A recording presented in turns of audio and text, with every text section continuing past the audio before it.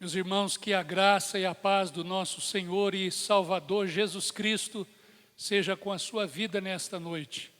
Nós louvamos e agradecemos a Deus que nos concede mais uma oportunidade de podermos estar aqui para cultuarmos ao seu nome, para adorarmos aquele que vive e reina para todo sempre.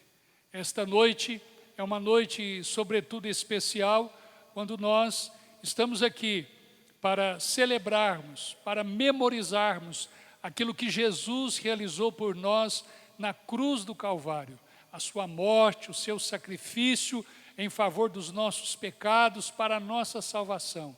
E por isso eu quero convidar você, meu irmão, que está aí na sua casa, que já deixe aí preparado, já deixe aí próximo, perto de você, o pão e também o cálice, para que ao término deste culto nós possamos juntos participarmos da ceia do Senhor. Eu gostaria nesse momento de convidar você a abrir a sua Bíblia aí na sua casa. Nós vamos ler na segunda carta do apóstolo Paulo aos Coríntios, no capítulo de número 5, versículos 18 a 21. 2 Coríntios, capítulo 5, versículos 18 a 21.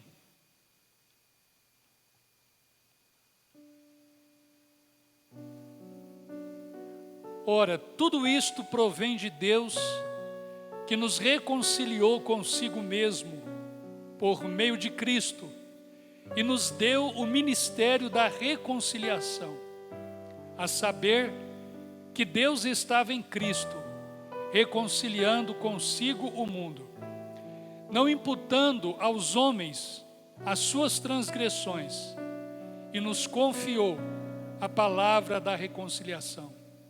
De sorte que somos embaixadores em nome de Cristo, como se Deus exortasse por nosso intermédio. Em nome de Cristo, pois rogamos que vos reconcilieis com Deus. Aquele que não conheceu o pecado, Ele o fez pecado por nós, para que nele fôssemos feitos justiça de Deus. Vamos orar ao Senhor neste momento. Pai, nós te louvamos e te agradecemos, porque mais uma vez o Senhor nos dá a oportunidade de prestarmos este culto de louvor e de adoração ao teu santo nome. Obrigado porque a tua presença é real em nossas vidas. Obrigado, Senhor, porque quando nós louvamos, adoramos o teu nome, nós estamos cumprindo, Senhor, parte do propósito pelo qual o Senhor nos criou, o Senhor nos fez.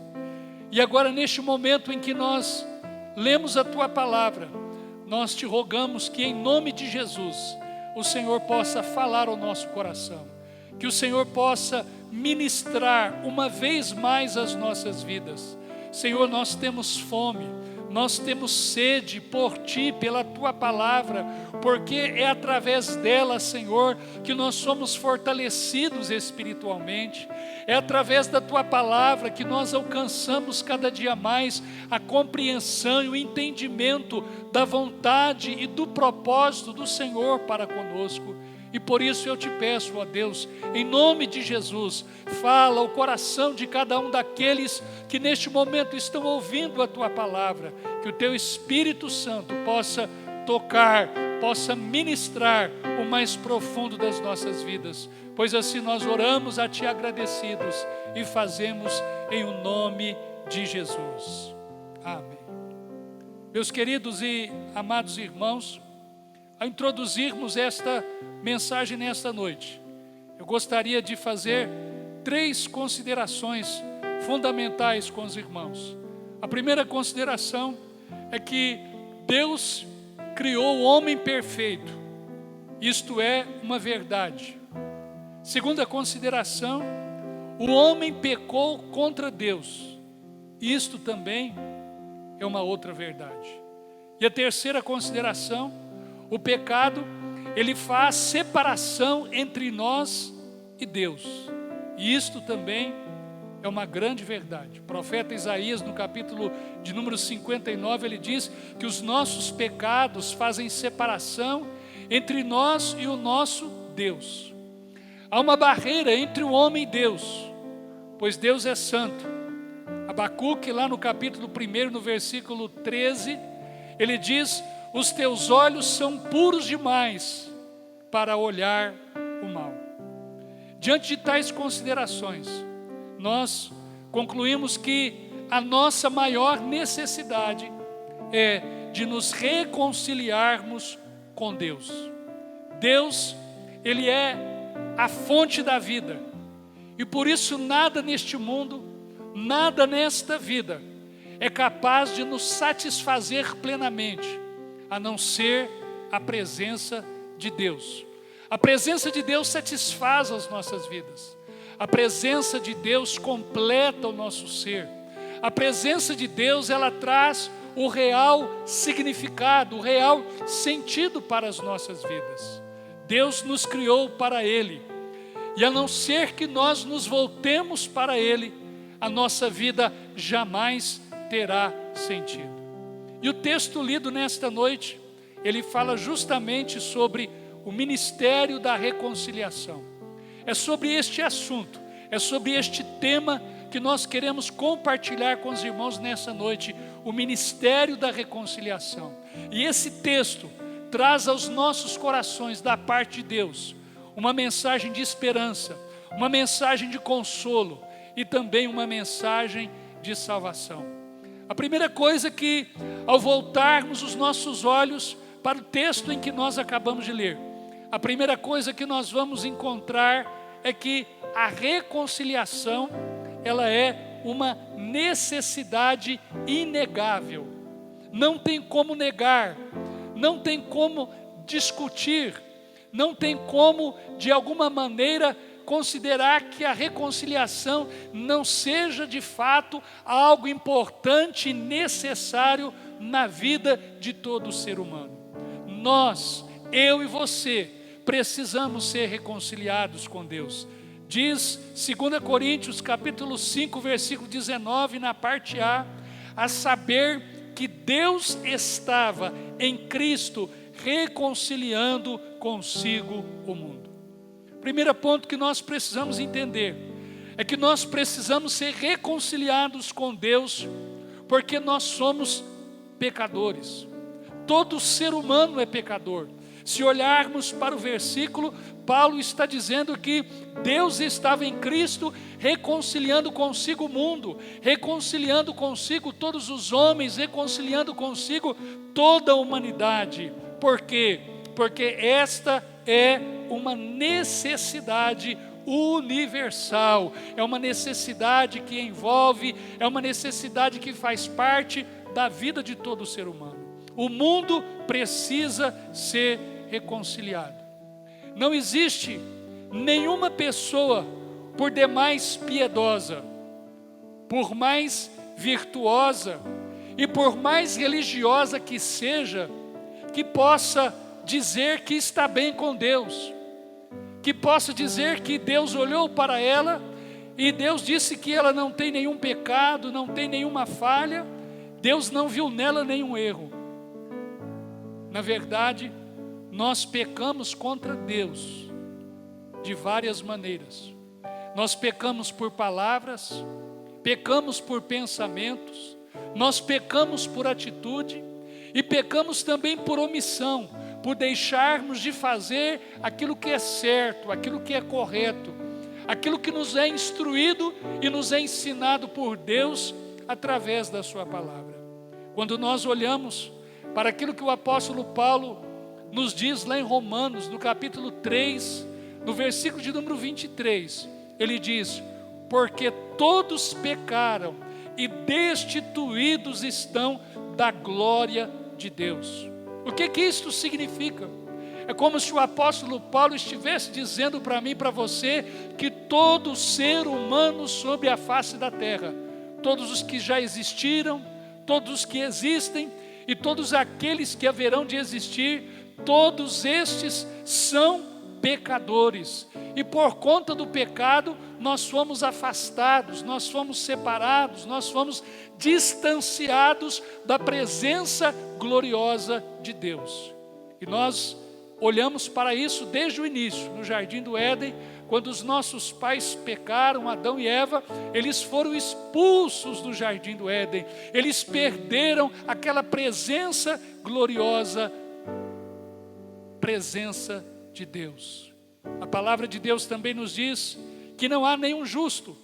Romanos capítulo 3, verso 10 ao 12, diz-nos assim a palavra de Deus: como está escrito, não há justo nem sequer um, não há quem entenda, não há quem busque a Deus, todos se extraviaram, a uma se fizeram inúteis, não há quem faça o bem, não há um sequer. Então a palavra de Deus diz que não há nenhum justo sequer.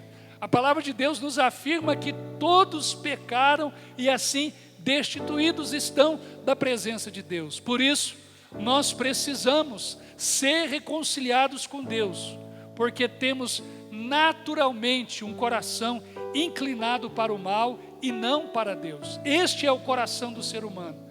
Naturalmente, o homem tem uma tendência de se inclinar para o pecado, de se inclinar para o mal, de se inclinar para todas aquelas coisas que estão contrárias à vontade de Deus, o querer de Deus, o propósito do Senhor. A inclinação da natureza humana faz com que o homem ele seja rebelde, faz com que o homem seja inimigo de Deus, faz com que o homem seja desobediente à lei de Deus e faz também com que o homem seja incapaz de agradar ao Senhor. Quando nós olhamos para Romanos, no capítulo 8, versículos 6 ao 8, o apóstolo Paulo assim nos diz: as pessoas que têm a mente controlada pela natureza humana, ou seja, a inclinação da carne, acabarão morrendo espiritualmente. Mas as que têm a mente controlada pelo Espírito de Deus terão a vida eterna e a paz. Por isso, as pessoas que têm a mente controlada pela natureza humana se tornam inimigas de Deus. Olha o que ele diz: se tornam inimigas de Deus, pois não obedecem à lei de Deus e de fato não podem obedecer a ela. As pessoas que vivem de acordo com a sua natureza humana não podem agradar a Deus. Diante deste fato, diante desta realidade, nós então observamos e concluímos que o homem, ele tem procurado a cada dia mais inclinar-se para os desejos da sua própria carne. Ele tem procurado a cada dia mais buscar aquilo que lhe satisfaz a sua própria vontade.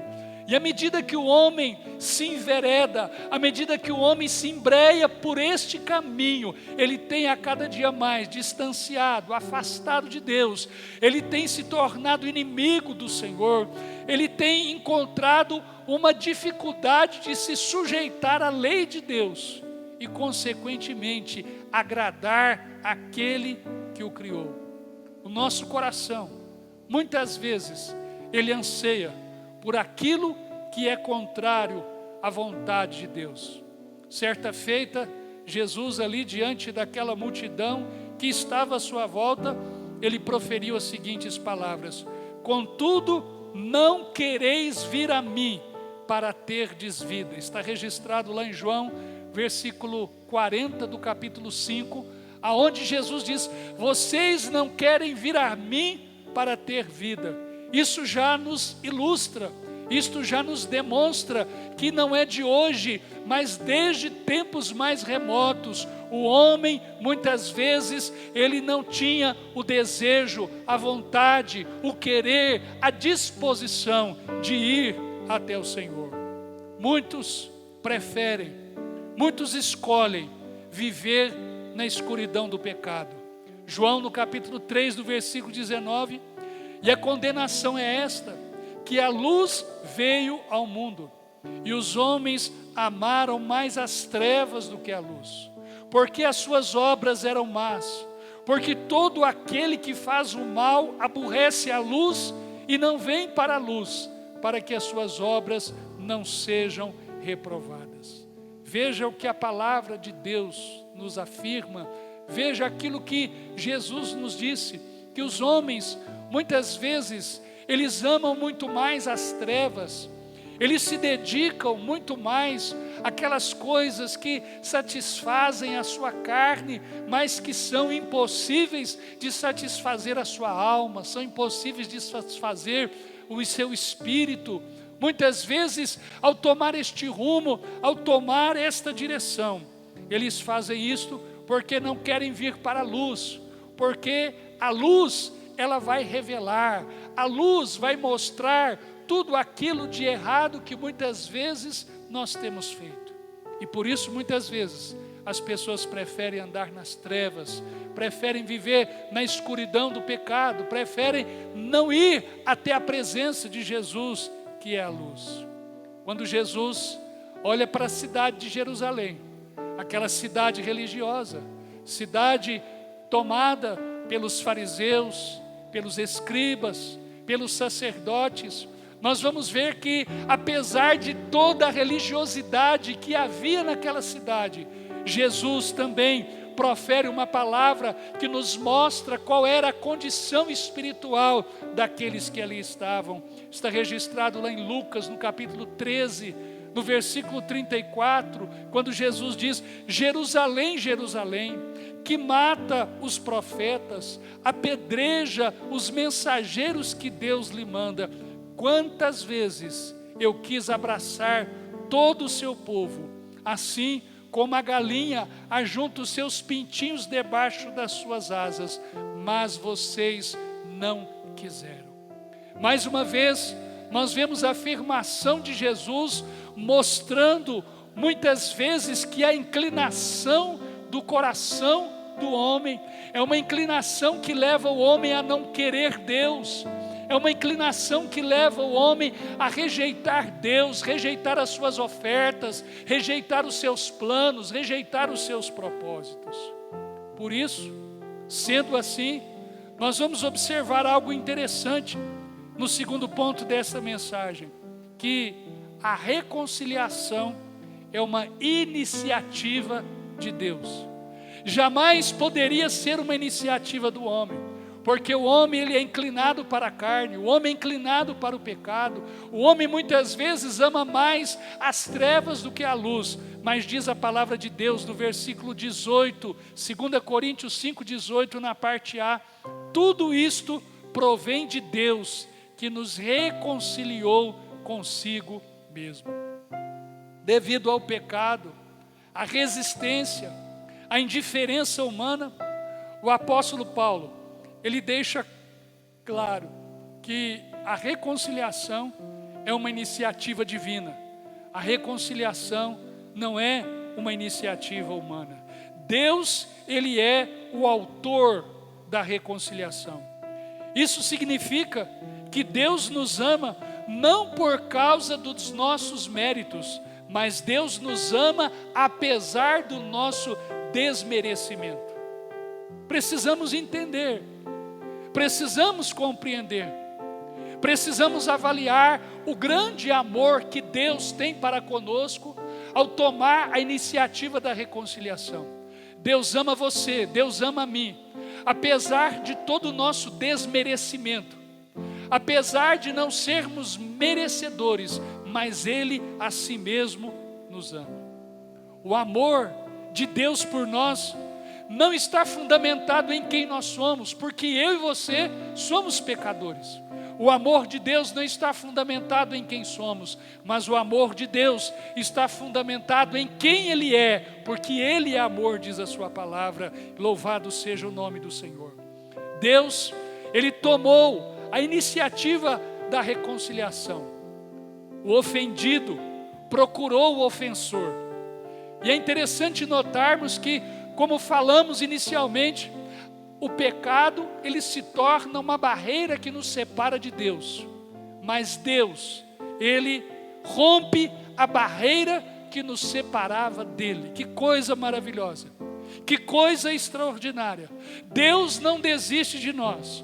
Deus, Ele vem atrás de nós. Deus dá o primeiro passo para a reconciliação. E é interessante que nós podemos ver isso no decorrer da história. Quando nós olhamos lá para o jardim do Éden, nós vamos ver que quando Adão e Eva pecaram, ao ouvir a voz de Deus soar no jardim, diz a palavra de Deus, que a atitude que eles tiveram medo e eles o quê? Esconderam. Olha o que diz a palavra de Deus lá em Gênesis, no capítulo 3, versículos 8 a 9. Quando ouviram a voz do Senhor Deus, que andava no jardim pela viração do dia, esconderam-se da presença do Senhor. Veja só, o homem e sua mulher, por entre as árvores do jardim, e chamou o Senhor Deus ao homem e lhe perguntou: onde estás? Meus queridos e amados irmãos, que coisa maravilhosa, que coisa gloriosa. O Senhor, sabendo que o homem havia pecado, o Senhor, sabendo que o homem havia transgredido, e este homem agora escondeu-se de Deus. E esconder de Deus não é uma atitude humana do passado, mas esconder de Deus tem constituído uma atitude do ser humano no decorrer de todos os dias, de todos os anos, de todos os séculos. O homem tem procurado esconder-se de Deus, o homem tem procurado afastar-se do Senhor. Mas em meio a esta atitude humana, nós encontramos uma atitude divina. Uma atitude divina que nos surpreende, uma atitude divina que nos chama a atenção. Deus procurando o homem e perguntando: aonde tu estás? Eu quero dizer a você nesta noite que ouve a palavra do Senhor, que esta pergunta, ela tem ecoado pelos séculos. Esta pergunta, ela tem ecoado por todo o tempo e por toda a história. Procurado o homem perdido, procurado o homem distante, procurado o homem escondido de Deus. E Deus pergunta a você nesta noite: aonde tu estás? Aonde estás? Porque o desejo dele é que nós possamos nos encontrar com ele, não nos afastarmos, não nos distanciarmos, mas o seu desejo é nos trazer de volta para o local de onde nós nunca deveríamos ter saído, que é os seus braços de amor, a sua presença gloriosa, que satisfaz a nossa vida, que traz sentido e significado à nossa existência. Foi assim também com Jacó, lá no Val de Jaboque. Foi Deus que tomou a iniciativa de lutar com Jacó, não foi Jacó que tomou a iniciativa. Lá em Gênesis capítulo 32, versículo 24. Mas ele ficou para trás, sozinho. Aí veio um homem que lutou com ele até o dia amanhecer. Veja só, o Senhor lutando, o Senhor indo atrás de Jacó, o Senhor querendo abençoar Jacó, o Senhor querendo mudar a história, o Senhor querendo mudar a vida, o Senhor querendo operar algo extraordinário na vida deste patriarca. Ah, meus queridos e amados irmãos, Jesus é o pastor que vai pelos montes, Jesus é o pastor que vai pelos vales, Jesus é o pastor que anda em busca da ovelha perdida até encontrá-la. Deus, Ele não tem desistido do homem, Ele tem ido ao encontro do homem escondido, Ele tem lutado com o homem até o dia de hoje, lutou com Jacó e tem lutado até o dia de hoje. Deus tem procurado pelo homem em todos os lugares, sabe por quê?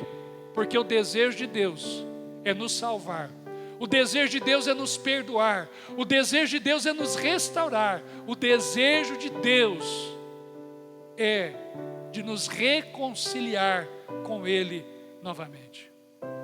E eu gostaria de perguntar a você nessa noite: você tem percebido muitas vezes quantos meios, quantas situações, quantas circunstâncias, quantas pessoas Deus tem usado para alcançar a sua vida? Por isso eu quero te dizer, não deixe de ouvir a voz de Deus. a chamar você, por mais que esteja escondido, por mais que tenha procurado distanciar-se do Senhor, ouça a voz de Deus. Não endureça o seu coração a ponto de resistir-lhe, mas renda-se. Renda-se na presença daquele que lhe criou. Renda-lhe na presença daquele que ama a sua vida. Renda-se diante daquele que durante toda a trajetória da sua vida, ele tem procurado, ele tem buscado ir ao seu encontro e trazê-lo de volta. Louvado seja o nome do Senhor. Deus, para nos reconciliar, Ele se dispôs a um grande sacrifício, porque Ele enviou o seu Filho, o seu único Filho ao mundo, com o objetivo específico de nos reconciliar. O grande amor de Deus por mim e por você, fez com que Ele não poupasse o seu único Filho. Está registrado lá, Romanos 8:32, aquele que não poupou o seu próprio Filho, antes por todos nós o entregou. Você pode imaginar Deus entregando o seu Filho, Deus doando o seu Filho, Deus dando a mim, a você, Deus dando a toda a humanidade, Jesus Cristo, para que Ele pudesse morrer numa cruz, e assim, perdoando os nossos pecados, nos reconciliar com Ele. A cruz, ela foi o palco, o lugar aonde o grande amor de Deus foi revelado por mim e por você. Romanos capítulo 5, versículo 8, diz: mas Deus prova o seu grande amor para conosco, pelo fato de ter Cristo morrido por nós, sendo nós ainda pecadores. O amor de Deus não foi teoria, o amor de Deus não foi algo simplesmente de palavras, mas o amor de Deus foi algo de fato, foi algo de verdade. O amor de Deus foi nos revelado na cruz do Calvário, quando Ele deu. E a maior prova do amor não é o amor que busca para si, mas é o amor que dá de si mesmo. E a Bíblia diz: porque Deus amou o mundo de tal maneira que deu o seu Filho unigênito, para que todo aquele que nele crê não pereça, mas tenha a vida eterna. Deus, para nos reconciliar, Ele pagou um alto preço. Deus deu o seu Filho, Ele deixou o céu, Ele deixou a glória, a majestade. Sendo Deus, se fez homem. Sendo homem, Ele se fez servo, foi traído, foi abandonado, foi preso, foi humilhado.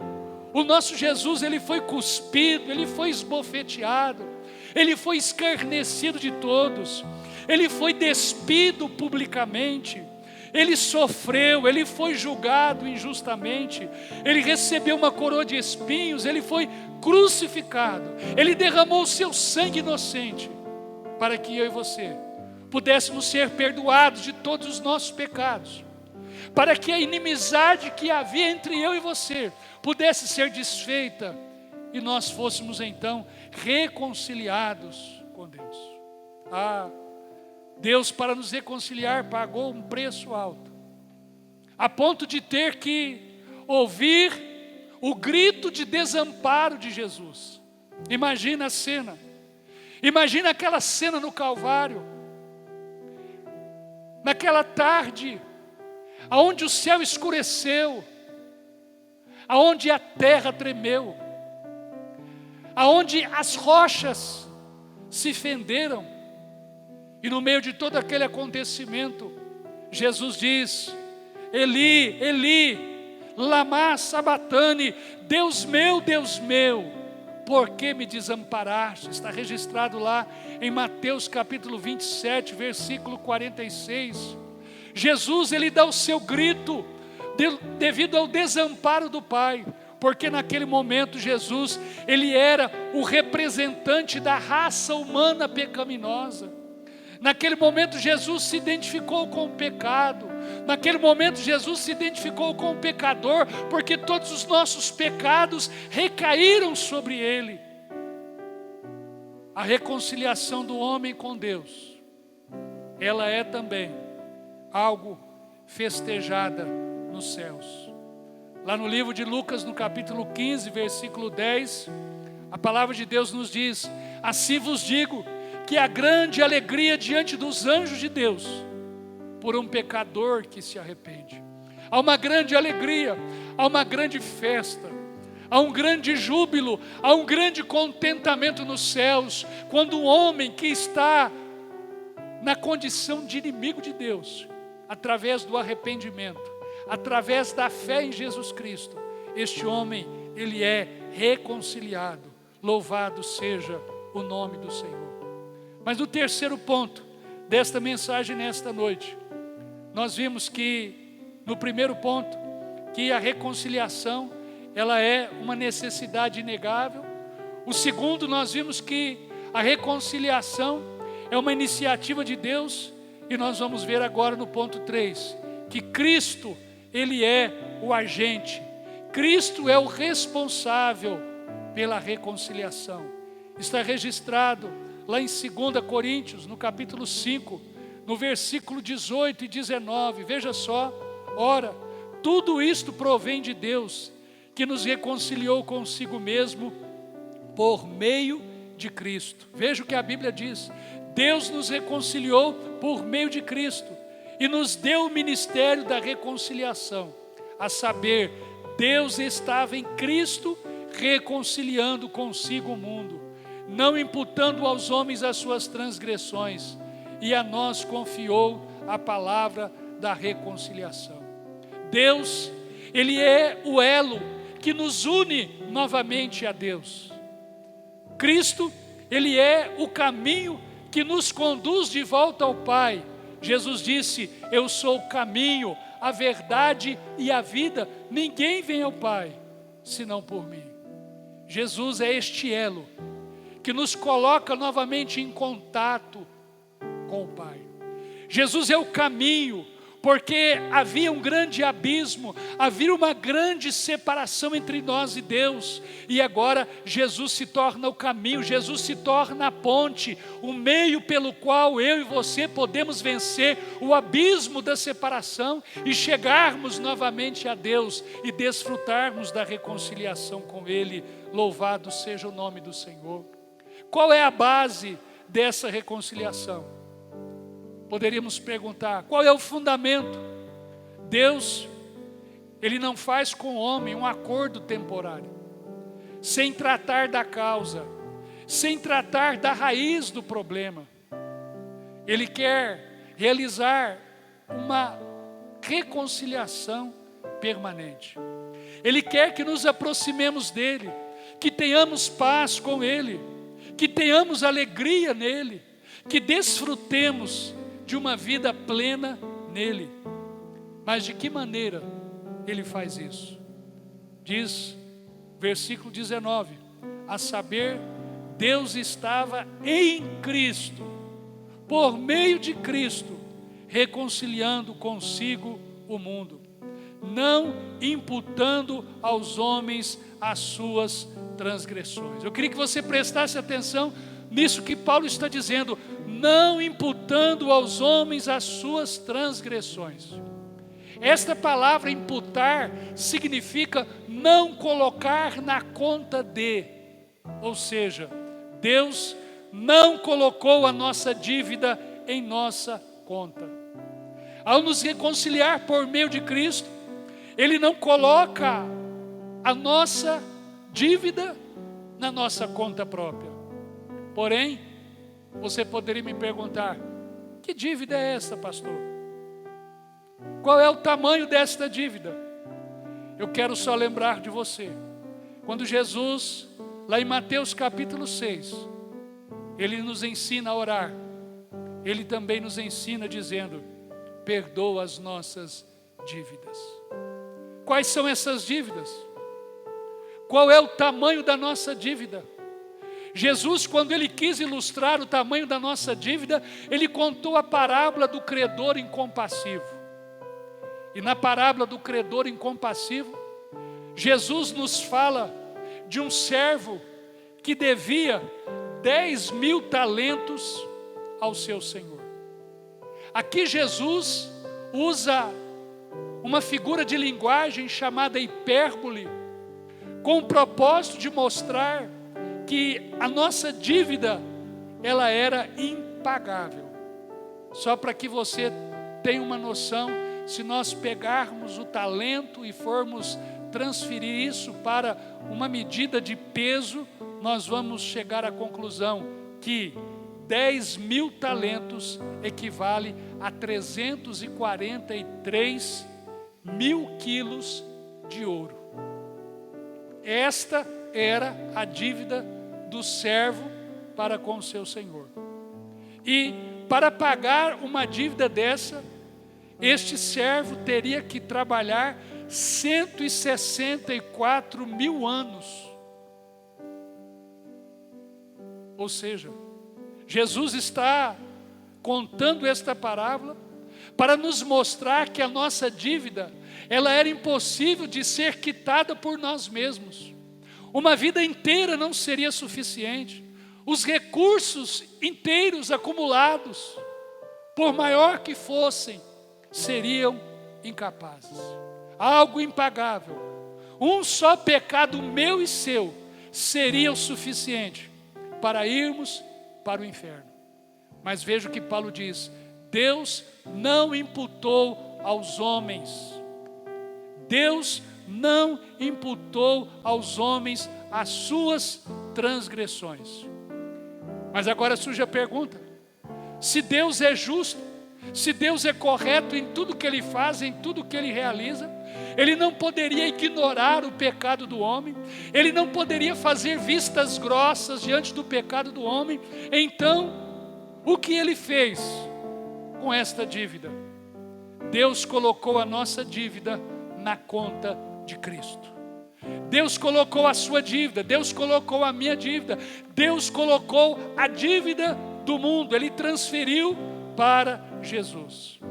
Cheios de pecados e transgressões, eu e você não podemos ser reconciliados. Então, o que é que Deus faz? Está respondido lá no versículo 21, 2 Coríntios 5, aonde Paulo diz assim: aquele que não conheceu o pecado. Quem não conheceu o pecado? Jesus. Ele o fez pecado por nós, para que nele fôssemos feito justiça de Deus. Deus pegou a conta do Fernando e colocou sobre Cristo. Deus pegou a sua conta, meu irmão, minha irmã, e colocou sobre Cristo. Deus pegou a sua conta, você que me ouve nesta noite, e colocou sobre Cristo. Deus pegou a conta de todo ser humano e colocou sobre Cristo, sobre aquele que nunca tinha cometido, aquele que nunca tinha conhecido o pecado. Cristo se fez pecado por nós. Caiu sobre ele a iniquidade de todos nós. O profeta Isaías, no capítulo 53, versículos 4 a 6, ele diz: certamente ele tomou sobre si as nossas enfermidades, as nossas dores levou sobre si, e nós o reputávamos por aflito, ferido de Deus e oprimido. Mas ele foi traspassado pelas nossas transgressões, moído pelas nossas iniquidades. O castigo que nos traz a paz estava sobre ele, e pelas suas pisaduras fomos sarados. Todos nós andávamos desgarrados como ovelha, cada um se desviava pelo caminho, mas o Senhor fez cair sobre ele a iniquidade de todos nós. Veja o quão revelador é, veja o quanto esta palavra, já desde o Antigo Testamento, deixou claro para nós que Jesus levou sobre si as nossas transgressões, as nossas iniquidades. O castigo que nos traz a paz estava sobre ele. Ele levou sobre si as nossas dores, ele levou sobre si as nossas enfermidades. A Bíblia diz que a nossa dívida, ela foi cravada com Cristo, assim como ele foi crucificado. Todo o escrito de dívida que pesava sobre mim e sobre você foi cravado com Cristo. Paulo diz lá em Colossenses capítulo 2, versículo 14: tendo cancelado o escrito de dívida que era contra nós e que constava de ordenanças, o qual nos era prejudicial, removeu inteiramente, encravando na cruz. Eu quero destacar aqui algumas palavras. Aqui diz cancelou, aqui diz que ele removeu, e aqui diz que ele encravou na cruz. O Senhor Jesus pegou a minha dívida, a sua dívida, ele a rasgou, ele cancelou, ele baniu, para que hoje eu e você, diante do Pai, pudéssemos ser perdoados, para que hoje eu e você pudéssemos ter por intermédio dele vida em abundância, pelo fato de vivermos agora uma vida reconciliada com Deus. E como se isso não bastasse, Deus também, ele faz algo extraordinário. Preste atenção. Ele pega a minha dívida e não coloca na minha conta, mas ele coloca a minha dívida, a sua dívida, na conta de Cristo. Só que tem algo maravilhoso. Ele pega algo extraordinário. Ele pega algo de um valor muito grande e coloca na sua conta e coloca na minha conta. O que Deus coloca na nossa conta está registrado aí, 2 Coríntios, capítulo 5, versículo 21. Aquele que não conheceu o pecado, fez pecado por nós, para que nele fôssemos feitos justiça de Deus. Sabe o que Deus depositou na sua vida e na minha vida? Deus depositou nada mais, nada menos do que a própria justiça de Cristo. Algo que é imensurável. A perfeição de Cristo, a justiça de Cristo foi colocada na minha vida e na sua vida. Louvado seja o nome do Senhor. A justiça perfeita de Cristo. Isto é aquilo que a Bíblia chama de justificação. Eu e você éramos culpados, eu e você éramos condenados, eu e você carregávamos sobre os nossos ombros uma grande culpa pelos nossos pecados.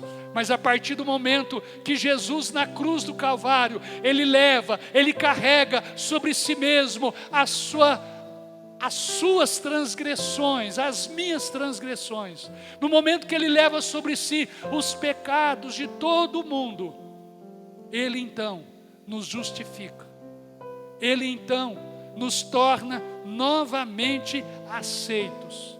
Romanos capítulo 5, versículo 1: justificados, pois, mediante a fé, temos paz com Deus, por meio de nosso Senhor Jesus Cristo. O homem, quando ele tem alguma inimizade com alguém, ele não tem paz. Assim era a nossa condição com Deus.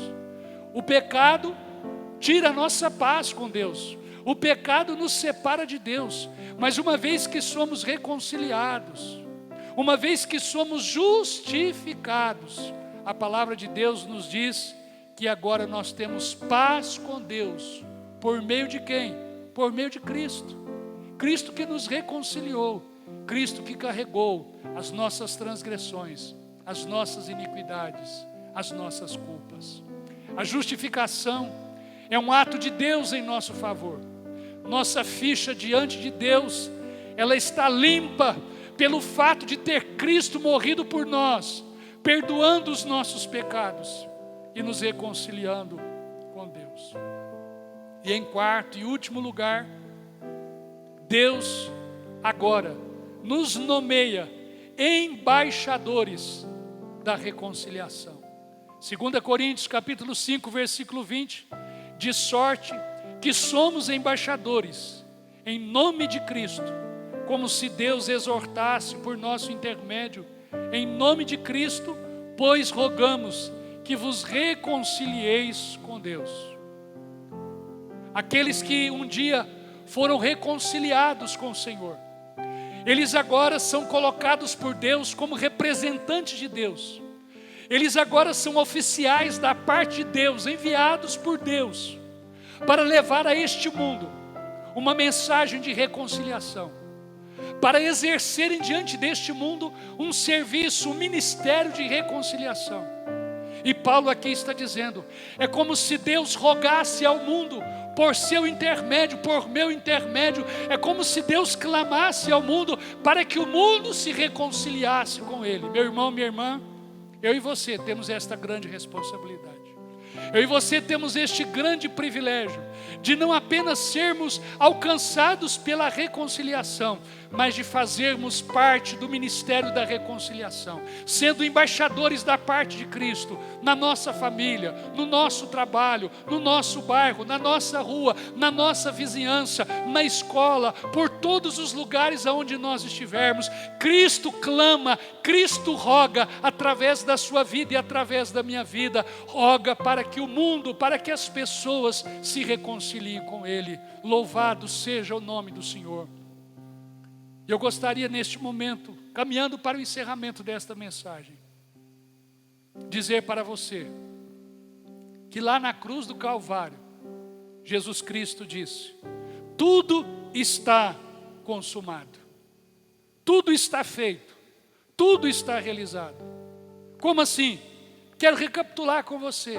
Deus enviou Jesus, Ele morreu numa cruz por você.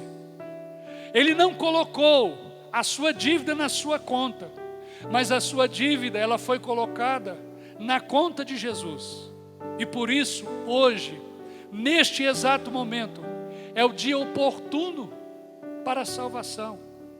É o dia oportuno para que eu e você possamos nos reconciliar com o Senhor. Se você ainda não reconciliou com Deus, se você tem escondido de Deus, se você tem fugido de Deus, se você tem procurado de todas as formas, de todas as maneiras, com seus próprios recursos, pagar uma dívida diante de Deus, que eu digo a você, ela é impagável, esqueça, porque Jesus já fez tudo. O que eu e você precisamos fazer é arrepender dos nossos pecados, é reconhecermos Jesus como nosso Senhor, o dono da nossa vida. É reconhecer Ele como nosso Salvador, o elo que nos une a Deus, o caminho de acesso que nos conduz à presença de Deus. Que você possa fazer isso nesta noite, ouvindo esta palavra, recebendo esta mensagem. Que você possa aceitar este presente proveniente de Deus para a sua vida. O próprio Deus. Ele fez tudo para nos reconciliar. E Ele nesse exato momento, Ele exorta, Ele estimula, Ele incentiva a você a se reconciliar com Ele. Não perca esta oportunidade, oferecida por Deus hoje. Ouça o apelo de Deus. Ouça o clamor de Deus. Ouça Deus rogando a você para que você se reconcilie com Ele. Que decisão você vai tomar nesta noite? Qual vai ser a sua escolha? O convite é para você, e quem faz é o próprio Deus. Que Deus nos abençoe, meus irmãos. Que nós sejamos gratos a Deus por sua iniciativa de nos reconciliar por meio de Cristo, concedendo perdão, concedendo salvação e a justificação. E que eu e você sejamos fiéis embaixadores dele, aqui nesta terra, aqui neste mundo, proclamando esta mensagem de reconciliação. Eu queria neste momento orar ao Senhor, concluindo esta mensagem. E gostaria de convidar você, feche seus olhos, curve a sua cabeça, onde você está nesse momento, e vamos juntos falar com Deus. Pai, nós queremos nesta noite te louvar e te agradecer, porque através de Jesus Cristo, teu Filho, o Senhor tem proporcionado às nossas vidas a reconciliação. Nós te louvamos, ó Deus, porque por nós mesmos não seremos capazes, pois muitas vezes estávamos errantes nos nossos próprios caminhos, desgarrados do Senhor, fugindo da tua presença, muitas vezes amando mais as trevas do que a luz, mas o Senhor tomou a iniciativa, o Senhor deu o primeiro passo de ir ao nosso encontro, e o Senhor usou de inúmeras maneiras, de inúmeras formas, o Senhor usou inúmeros recursos, circunstâncias, pessoas, ó Deus, para que o nosso coração pudesse se render a Ti, para que os nossos ouvidos pudessem ouvir o clamor do Senhor, para que nós nos reconciliássemos contigo. Muito obrigado, Senhor, porque o Senhor abriu os nossos ouvidos. Obrigado porque o Senhor abriu os nossos olhos para que nós pudéssemos compreender esta tão grande revelação da parte do Senhor. Obrigado porque através de Jesus o Senhor nos perdoou. Obrigado porque através de Jesus o Senhor nos justificou. Obrigado porque através de Jesus o Senhor nos restaurou. Obrigado porque através de Jesus o Senhor tem nos dado vida e vida com abundância. Obrigado porque através de Jesus o Senhor tem trazido sentido e significado à nossa vida. Obrigado porque através de Jesus o Senhor nos reconciliou. E hoje não há mais barreira, hoje não há mais distância, mas nós estamos ligados contigo. E eu oro neste momento, ó Deus, em favor daqueles que ouviram esta palavra, que talvez estão, ó Deus, distantes do teu caminho, que talvez estão escondidos, ó Deus, Pai, devido aos pecados, que estão muitas vezes afastados e separados do Senhor, mas que nesta noite o Teu Espírito Santo tocou nestes corações, e estas vidas estão desejosas, estas vidas estão sedentas, essas vidas estão ansiosas por serem reconciliadas contigo. Perdoa nesta noite os seus pecados, ó Deus, purifica os seus corações, Senhor, traga o arrependimento sincero e verdadeiro. Escreva o nome destas vidas no livro da vida, Senhor, e garanta a elas a certeza de uma reconciliação, não só nesta terra, mas de uma reconciliação que perdure por toda a eternidade. Pai, no nome de Jesus, agradecemos por tão grande dádiva e rogamos, ó Deus, usa-nos como embaixadores, usa-nos como instrumentos do Senhor aqui nesta terra, usa-nos como arautos, como proclamadores desta mensagem de reconciliação, para que, ó Deus, através da instrumentalidade de cada um daqueles que o Senhor tem reconciliado, outros possam ser alcançados, outros possam se reconciliar contigo, pois assim nós oramos, rogamos estas bênçãos, agradecidos no nome do Teu Filho amado, Jesus Cristo. Amém e amém, Senhor. Aleluia. Glória a Deus. Gostaria, neste momento, de convidar você, meu irmão, que você pudesse, aí na sua casa, aí no seu lar, já estar preparando o seu pão, o seu cálice nesse momento, para que nós possamos participar da ceia do Senhor. Nesse momento, o Ministério do Louvor estará louvando a Deus com mais um cântico, e eu quero convidar o pastor Gilberto, nós vamos estar aqui orando ao Senhor, consagrando estes elementos, para logo após este cântico, logo após esse hino de louvor e adoração ao Senhor, nós possamos juntos participar da ceia do Senhor. Aí no seu lar, aí na sua casa, se você quiser se ajoelhar na presença do Senhor, faça isso, ou mesmo assentado, como você sentir no seu coração, mas eu gostaria de convidar você ao momento de oração ao Senhor, preparando o seu coração, preparando ainda mais a sua vida, para juntos nós participarmos da ceia do Senhor.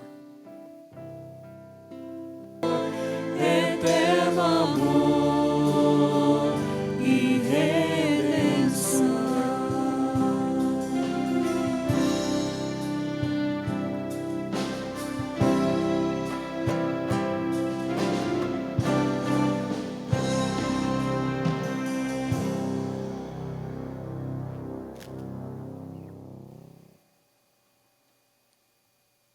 que você possa, nesta noite, ser grato ao Senhor, ser grato a Ele por esta tão grande redenção, ser grato ao Senhor por esse tão grande favor que Ele nos concedeu, ao morrer na cruz do Calvário, pela sua vida, pela minha vida, levando sobre si as nossas transgressões, levando sobre si as nossas iniquidades, e o castigo que nos traz a paz estava sobre ele.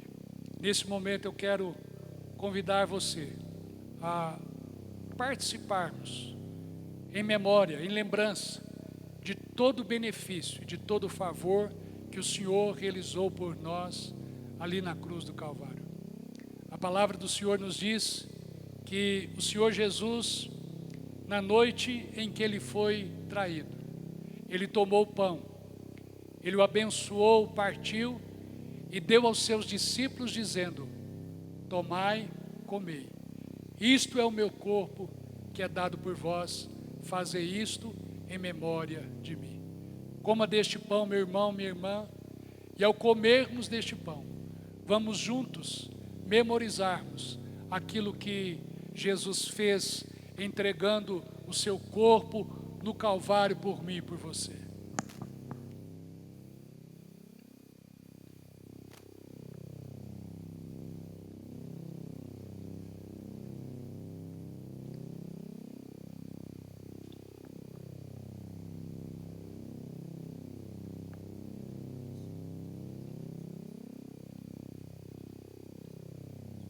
Semelhantemente, após cear, o Senhor Jesus, tomando o cálice, disse: este cálice é o novo testamento do meu sangue, o sangue da nova aliança, que por vós é derramado.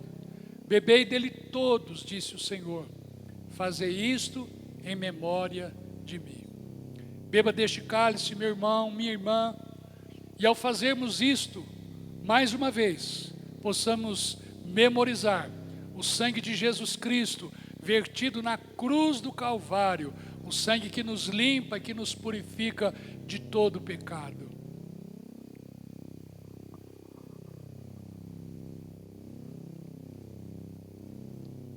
E todas as vezes que comerdes desse pão e beberdes deste cálice, anunciai a morte do Senhor até que Ele venha.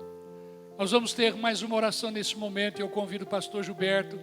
Ele vai estar orando ao Senhor. Ele vai estar colocando as nossas vidas uma vez mais na presença de Deus através da oração. Vamos orar ao Senhor nesse instante.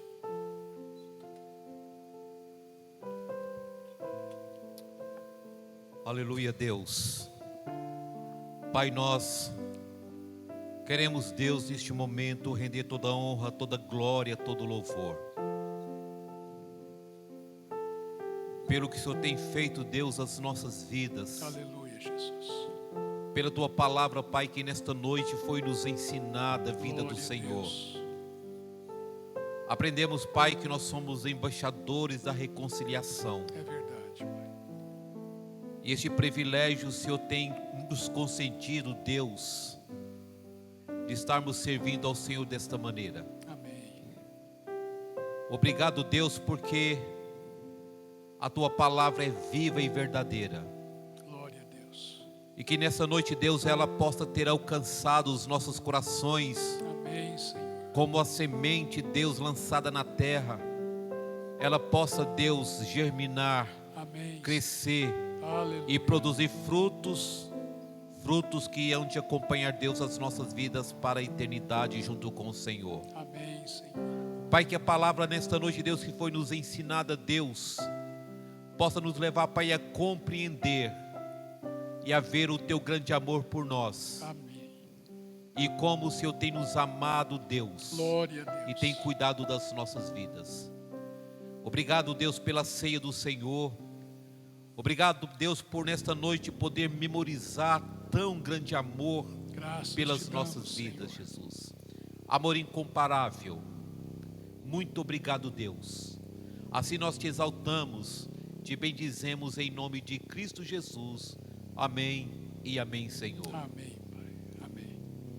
Meus irmãos, graças a Deus por mais esta rica e abençoada oportunidade que o Senhor nos concedeu de podermos tributar a Ele a honra, a glória, o louvor que Ele é devido e oferecermos também a Ele esse culto.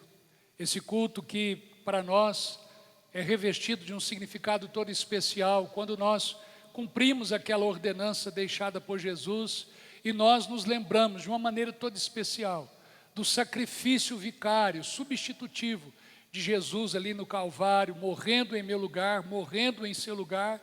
E hoje nós podemos louvar e celebrar ao Senhor por tudo que Ele fez por nós. Repetindo mais uma vez, Ele nos perdoou, Ele nos justificou, Ele nos reconciliou.